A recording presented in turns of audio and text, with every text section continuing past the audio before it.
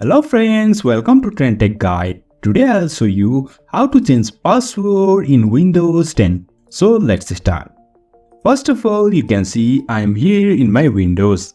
So to change your login password, first of all click on this start and over here search for sign in option. As soon as I type sign, here is sign in options. Click on this and over here you'll find this multiple options. For now, I'll go with this password and over here you can see here is change. Click on change and over here it will ask for your current password.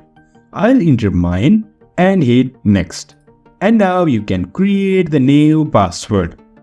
Enter the new password and again enter the same on this confirm password. And you can set your hint over here. Tap on this next and you can see your password is changed and you can use this password on your next sign up and just click on this finish. So in this way we can change password in Windows 10. So if you find this helpful, don't forget to subscribe. Have a good time.